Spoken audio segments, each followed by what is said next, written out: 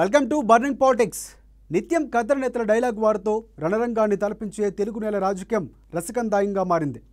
సై అంటే సై అనే రేంజ్లో సాగుతున్న పొలిటికల్ దంగలపై ఒలుకద్దాం. పవన్ ఉత్తరాంధ్రని టార్గెట్ చేశారా? ఆ 3 జిల్లాలపై సేనానికి అంత మక్కువ ఏంటి? కీలకం కానున్న తీరం ఓట్లను కొట్టేందుకు జనసేన ఏం చేస్తోంది? అధికార పార్టీకి ఆయువు పట్టుగా ఉన్న ఏజెన్సీలపై వారి యాక్షన్ ప్లాన్ ఏ విధంగా ఉండబోతోంది? రణస్థలంలో గబ్బర్ గర్జన ఎలా ఉండబోతోంది? Watch the story.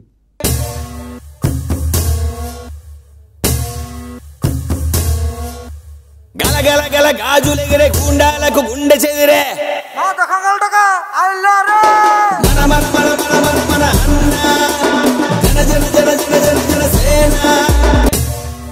ఉత్తరాంధ్రపై Pawan focus.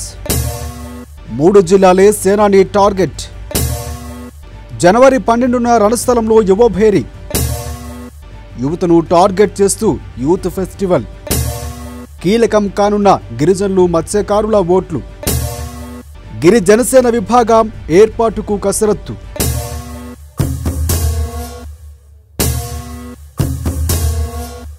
గలగల గల గాజులెగిరే గుండాలకు గుండె చెదిరే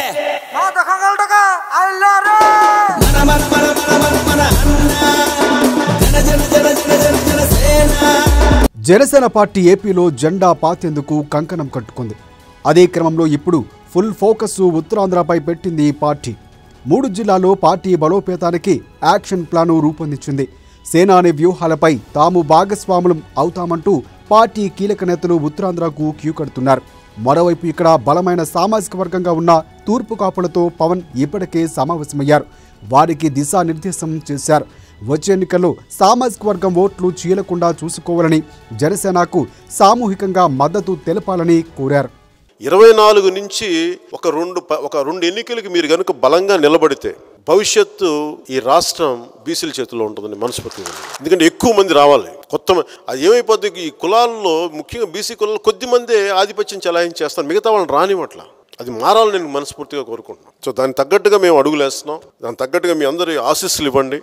మీరు ఏమైతే ఈ సమస్యలు చెప్పారో ఇది నేను ఈ రోజున రేపొద్దు మేము తెలంగాణలో తిరిగేటప్పుడు కూడా ఖచ్చితంగా ఎక్కడైతే ఉత్తరాంధ్ర కార్మికులు కానీ ఉత్తరాంధ్ర జనాభా ఎక్కడైతే ఉన్నారో వలస వెళ్ళిపోయారు ఎన్ని సంవత్సరాల క్రితం, తెలంగాణలో కూడా నేను వెళ్ళి తూర్పు కాపులతో పాటు అన్ని బీసీ కులాలను మొత్తం సంపూర్ణ నేను కలుస్తాను. కలిసి తెలంగాణ ప్రభుత్వానికి నేను తెలియజేస్తాను. అలాగే నా మిత్రులు చాలా మంది ఉన్నారు బీసీ సంఘాల్లో, వాళ్ళకు కూడా తెలియజేస్తాను. ఒకప్పుడు బీసీలు అంటే ఉమ్మడిగా యుద్ధం చేసేవాళ్ళం కదా, మరి అలాంటప్పుడు ఇప్పుడు ఏమైంది దీని మీద మీ ఇప్పుడు ఉదాహరణకి ఆయన ఇప్పుడు ఎంపీగా కూడా అయ్యారు కదా, ఆయన కూడా మీరు విన్నవించాలి. ఎందుకంటే బీసీ కులాల ఐక్యత అనుకున్నప్పుడు అన్ని కులాలు దాంట్లో తూర్పు కాపులు కూడా భాగమే దాంట్లో. అందుకని దీని గురించి అందరూ మాట్లాడాలి. ఎవ్వరు నిలబడకపోయినా మేము నిలబడి ఉన్నాం. ప్రేమ ఉంది, నేను కాదంట్లా. కానీ నమ్మకం సాధించుకోవడానికి నాకు 10 సంవత్సరాలు పట్టింది. ఈసారి అధికారం దిశగా మా చేత అడుగులు వేయించండి.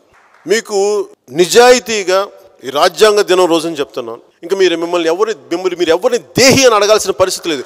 మీరు మీ హక్కులు మీరే సాధించుకునే దిశగా చెప్తాను. దానికి వెళ్ళి ఒక మంత్రిగా అవసరం లేదు, మంత్రి దాకా కూడా అవసరం లేదు. సర్టిఫికేట్లు కావాలని మీరు ఎవరి రికమెండేషన్ కూడా అవసరం లేదు.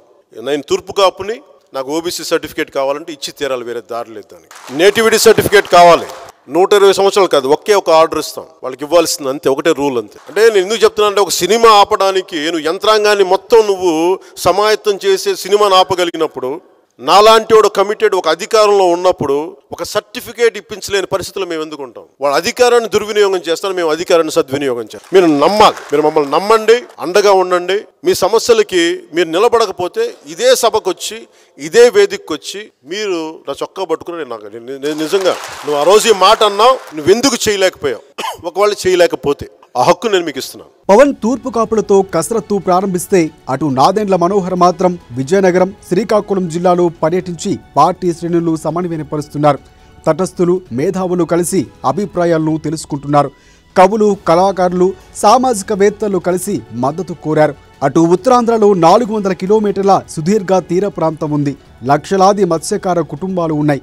వారిపై కూడా జనసేన ప్రత్యేకంగా ఫోకస్ పెంచింది. వారి సమస్యలపై అధ్యయనం చేసి ఒక నివేదిక సిద్ధం చేసే పనిలో ఉంది. అలాగే ఎస్టీ రిజర్వేషన్ నియోజకవర్గాలపై కూడా దృష్టి పెట్టింది. అక్కడ గిరిసేన కార్యవర్గాలు రూపొందించి గిరిజనులు ఆకట్టుకునే ప్రయత్నాలు మొదలుపెట్టింది జనసేన పార్టీ. అందులో భాగంగా ఉత్తరాంధ్ర ప్రాంతంలోనే కాకుండా యువతకు ఉపాధి అందిస్తామని కూడా చెబుతున్నారు నాదెండ్ల మనోహర్. పార్టీ కోసం అంకిత భావంతో పనిచేసే వ్యక్తుల్ని వాళ్ళకి స్థానాలు కల్పించి పార్టీ నిర్మాణం చేసుకుంటూ వెళ్దాం. అందులో మీరందరూ కూడా భాగస్వాములు అవ్వండి. ప్రతి ఒక్కరికి ఏదో ఒక స్థానం కల్పించేటట్టు డెఫినెట్ గా ఒక ప్రయత్నం అయితే చేద్దాం. రాబోయే ఎన్నికల్లో దయచేసి నా రిక్వెస్ట్ ఏంటంటే, ఇవాళ పొద్దున నేను ఐటీ మీటింగ్ లో కూడా అదే చెప్పాను, అన్ని మనమే చేస్తాం అనుకుంటే అది పొరపాటు. చేయలేం. మీ వంతు మీరు మీ గ్రామంలోనో మీ వార్డులోనో ఒక 500 ఓట్లు 1000 ఓట్లు మార్చగలిగే శక్తి మీరు పెంచుకోండి. గుర్తించండి ఎవరున్నారు మన పార్టీ అభిమానులు, ఎవరున్నారు యువత, వాళ్ళతో కూర్చుని మాట్లాడి ఒప్పించి ఈ ప్రయాణంలో మీరు కూడా రండి, మాకు హెల్ప్ చేయండి, జనసేన పార్టీ ఖచ్చితంగా మార్పు తీసుకొస్తాననే నమ్మకం వాళ్ళు తీసుకురండి. ఉత్తరాంధ్రలో జనసేనకు ప్రత్యేక ఓటు బ్యాంకు ఉంది. దాదాపుగా అన్ని నియోజకవర్గాల్లో చెప్పుకోదగ్గ ఓట్ షేర్ను ఆ పార్టీ సొంతం చేసుకుంది. దీనిని మరింత పెంచుకునేందుకు ఆ పార్టీ పావులు కదుపుతోంది. అందులో భాగంగానే జనవరి 12న పవన్ ఉత్తరాంధ్ర పర్యటనలో భాగంగా షెడ్యూల్ను ఖరారు చేశారు. జనవరి 12న శ్రీకాకుళం జిల్లా రణస్థలంలో యువభేరీ నిర్వహించనున్నారు. ఉత్తరాంధ్రకు తటస్థ వేదికగా నిలిచే రణస్థలం శ్రీకాకుళం జిల్లా ఎచ్చర నియోజకవర్గంలో ఉంది. విజయనగరం పార్లమెంటరీ పరిధిలోకి రణస్థలం వస్తుంది. అందుకే అక్కడ యువభేరీకి పార్టీ హైకమాండ్ నిర్ణయం తీసుకుంది.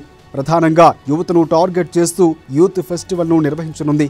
యువ కవులు, కళాకారులు, సామాజికవేత్తలు, వివిధ రంగాల్లో నైపుణ్యం కనపరిచిన వారిని ఒక వేదికపైకి తేవటానికే ప్రయత్నంలో భాగంగానే యువభేరీ నిర్వహిస్తున్నట్లు పార్టీ కీలక నేత నాదెండ్ల మనోహర్ ప్రకటించారు.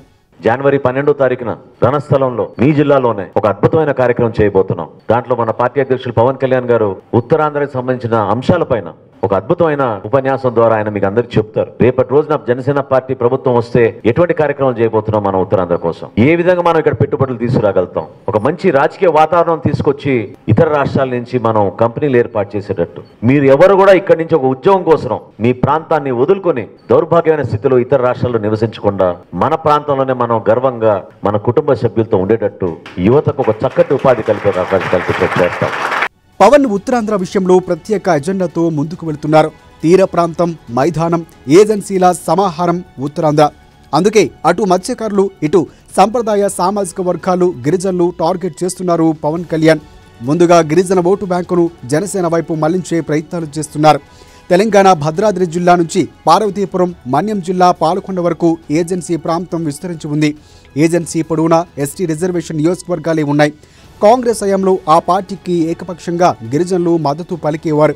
టీడీపీ ఆవిర్భావం తర్వాత ఆ పార్టీ సంచలన విజయాలను నమోదు చేసుకున్న ఏజెన్సీలో మాత్రం ప్రభావం చూపలేకపోయింది. వైసీపీ ఆవిర్భావం తర్వాత ఆ పార్టీకి గిరిజనులు వెన్నుదన్నుగా నిలుస్తూ వచ్చారు. గత ఎన్నికల్లో సంపూర్ణ విజయం అందించారు. కానీ జగన్ సర్కారు గిరిజనుల కోసం ఎటువంటి పథకాలు ప్రవేశపెట్టడం లేదని గిరిజన సంఘాలు ఆరోపిస్తున్నాయి. ప్రస్తుతం గిరిజనులు వైసీపీ సర్కారుకు వ్యతిరేకంగా ఉన్నారనే టాక్ ఇప్పుడు బలంగా వినిపిస్తోంది. అలాగని విపక్షం టీడీపీకి సానుకూలంగా లేరు.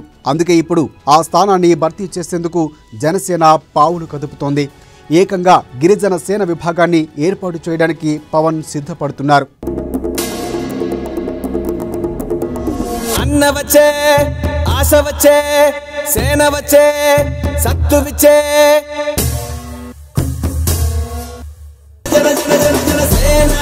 ఉత్తరాంధ్రలో 33 నియోజకవర్గాలు ఉండగా వీటిలో మత్స్యకారులు ప్రాబల్యమున్న నియోజకవర్గాలు దాదాపుగా సగానికి పైగా ఉన్నాయి. గత ఎన్నికల్లో మత్స్యకార సామాజిక వర్గంలో జనసేన గౌరవప్రదమైన ఓటు షేరింగ్ పొందగలిగింది. గత 3.5 ఏళ్లుగా మత్స్యకారుల సంక్షేమాన్ని వైసీపీ సర్కారు గాలికి వదిలిందనేది ఆరోపణలు వినిపిస్తున్నాయి. అందుకే గట్టిగా ప్రయత్నిస్తే మత్స్యకారులు యూటర్ను తీసుకునే పరిస్థితులు కనిపిస్తున్నాయి. ఈ నేపథ్యంలోనే పవన్ కళ్యాణ్ జనవరి 12న యువభేరీ వేదికగా గిరిజనులు, మత్స్యకారులు సంక్షేమానికి జనసేన తీసుకునే నిర్ణయాలు వెల్లడించే అవకాశాలు కనిపిస్తున్నాయి.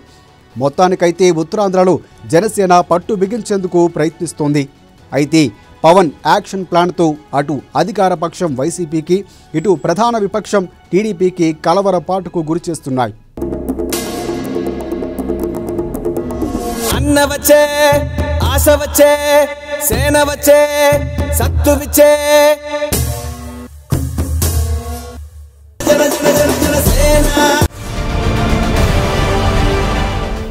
ఒక్క ఛాన్స్ అన్నమాట ఎంతగా వర్కౌట్ అయిందో వైసీపీ నేతలకు తెలిసినంతగా మరెవ్వరికీ తెలియదు. ఆ ఒక్క ఛాన్స్ డైలాగ్తో జగన్ సీఎం అయిపోయారు. బలవంతులైన ప్రత్యర్థులు సైతం చిత్తు చేయడమంతా ఆ ఒక్క ఛాన్స్ అన్నమాట పుణ్యమేనని ఇప్పటికీ చెబుతుంటారు. ఇప్పుడు అదే ఒక్క ఛాన్స్ని పవన్ బట్టి పడితే చంద్రబాబు మాత్రం లాస్ట్ ఛాన్స్ అంటూ ముందుకు వచ్చారు. ఇంతకీ ఒక్క ఛాన్స్ కదంటూ ఓసారి చూద్దాం.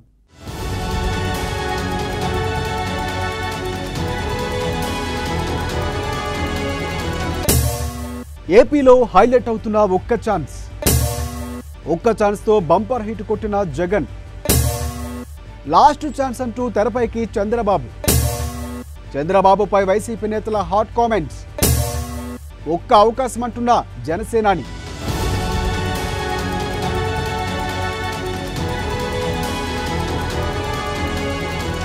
ఏపీ పాలిటిక్స్ నిత్యం ఏదో ఒక చర్చ రూపంలో రచ్చ జరుగుతూనే ఉంటుంది. తాజాగా కర్నూలు పర్యటనలో చంద్రబాబు చేసిన చివరి ఎన్నికల కామెంట్స్ హాట్ టాపిక్గా మారింది. గతంలో జగన్ 1 ఛాన్స్ అయితే ఇప్పుడు చంద్రబాబు లాస్ట్ ఛాన్స్ అంటూ ముందుకు వెళుతున్నారు. తానేం తక్కువ కాదని పవన్ కూడా ఒక్క ఛాన్స్ రాగం ఎత్తుకుంటే ఇప్పుడు ఈ కామెంట్సే టాక్ ఆఫ్ ది ఆంధ్రగా మారాయి.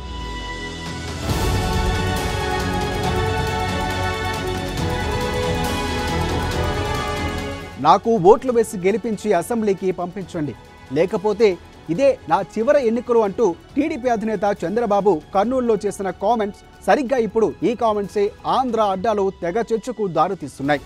గెలవకపోతే చంద్రబాబు పాలిటిక్స్కు గుడ్ బై చెప్తారా అని ఓవైపు వార్తలు వస్తూ ఉంటే, చంద్రబాబుకే కాదు టీడీపీకి కూడా సమాధి కట్టే ఎన్నికలంటూ వైసీపీ కౌంటర్ మొదలుపెట్టింది. వైసీపీ కౌంటర్తో అప్రమత్తమైన టీడీపీ అధినేత ఈ ఎన్నికలు తమ లాస్ట్ కాదని ఏపీ ప్రజలకంటూ మరో రాగాన్ని ఎత్తుకున్నారు. అయితే చంద్రబాబు పక్కా వ్యూహంతోనే ఈ కామెంట్స్ చేశారనే విశ్లేషణ కూడా వినిపిస్తుంది. ఈ క్రమంలోనే వైసీపీ అధినేత జగన్ అంటున్న 1 మోర్ ఛాన్స్, పవన్ అంటున్న 1 ఛాన్స్ పై కూడా ఇప్పుడు చర్చ జరుగుతోంది.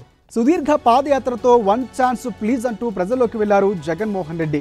150కి పైగా స్థానాలు గెలిచి ఆంధ్ర అడ్డాలో భారీ విక్టరీని క్రియేట్ చేశారు జగన్. ఇక టీడీపీ మాత్రం ఘోరంగా విఫలమైంది.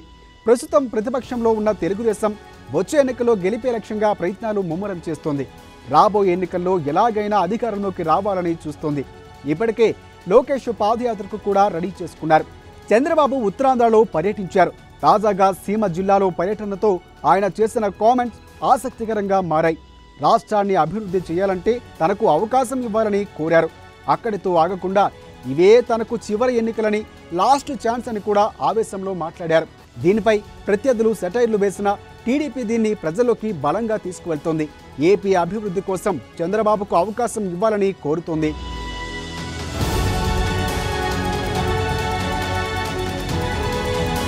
చంద్రబాబు చేసిన కామెంట్స్ పై వైసీపీ కౌంటర్స్ వేస్తోంది.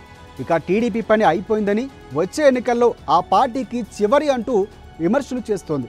అయితే వైసీపీ కూడా 2024 టార్గెట్గానే చాలా రోజుల కిందటే ఆపరేషన్ షురూ చేసింది. ఆ పార్టీ అధినేత జగన్ నియోజకవర్గాల నేతలతో సమావేశాలను నిర్వహిస్తున్నారు.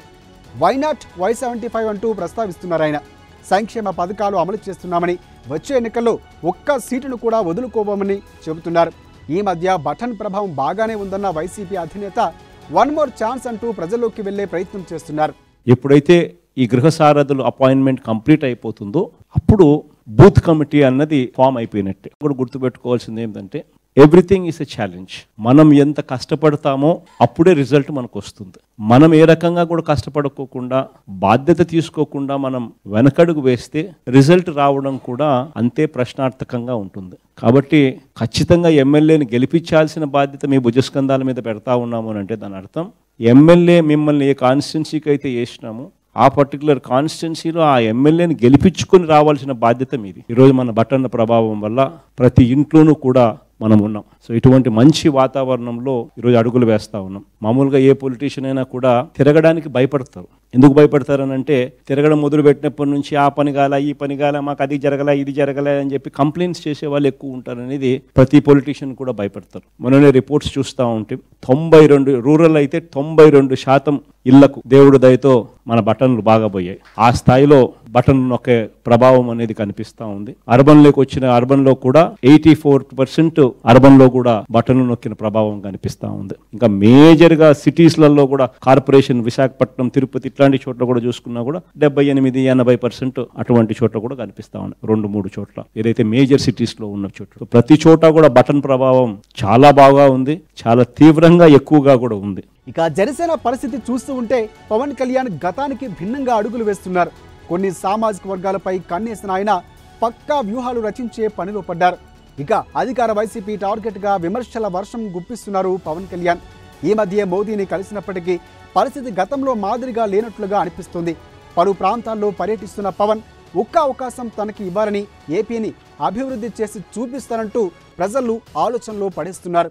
కాలనీలు చూడండి, జగనన్న కాలనీలు చూడండి, కనీసం రోడ్లు కూడా వేయలేదు. కనీసం రోడ్లు లేఅవుట్ అంటేనే ముందు రోడ్లు వేస్తారు, కనీసం రోడ్లు కూడా వేయాలి. ఈరోజు 32,000 కోట్లని చెప్పి బడ్జెట్లో పెట్టారు.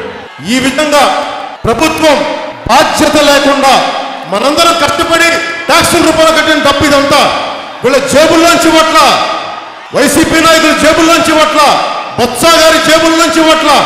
మనందరం ఉమ్మడిగా కష్టపడితే మన రక్తం, మన చెమట, స్వేదం, మనం కష్టపడితే మన ట్యాక్సులతో కట్టే డబ్బు ఇది. వీళ్ళు సొంత ఆస్తులు దానదత్తం చేయట్లా. ఖచ్చితంగా వీళ్ళు ఉత్తరాంధ్రకి నేను కోరుకుంటున్న ఒకటే, యువతకి మీకు బలమైన పరిశ్రమలు రావాలి, ఇక్కడ ఉపాధి అవకాశాలు రావాలి. వీళ్ళు ఎంతసేపు మీరు ఒకటే రాజధాని విశాఖగా మార్చేస్తే మీ జీవితాలు బాగైపోతాయని అనుకుంటామని చెప్తాను. అదొక్కటే అమ్ముతున్నారు. ఈ ఉత్తరాంధ్ర గడ్డ మీద సాక్షిగా చెప్తా ఉన్నాను, మీ భవిష్యత్తు బాగుండాలని కోరుకునేవాడు. ఈ ఒక్కసారి వచ్చే ఎన్నికలకి పెద్దలకి చెప్పండి, ప్రతి ఒక్కరికి జనసేనకి మద్దతు ఇస్తామని చెప్పండి. ఒక్కసారి ఒక్క ఛాన్స్, ఒక్క అవకాశం నా కోసం అడగట్లా, మీ భవిష్యత్తు కోసం అడుగుతున్నాను, మీ బిడ్డల భవిష్యత్తు కోసం అడుగుతున్నాను. అవినీతి రహిత ప్రభుత్వం, అవినీతి రహిత పాలన ఎలా ఉంటుందో నేను మీకు చూపిస్తాను. మొత్తంగా one more chance, last chance, one chance అంటూ ప్రజల్లోకి వెళ్లే పనిలో పడ్డాయి ప్రధాన పార్టీలు. అయితే గత ఎన్నికల మాదిరిగానే ప్రజలు జగన్ను ఆదరిస్తారా, లేక చివరి ఎన్నికలే అంటున్న చంద్రబాబుకు పట్టం కడతారా? వీరిద్దరినీ కాకుండా జనసేన అధినేతకు జై కొడతారనేది రానున్న ఎన్నికల్లో తేలనుంది.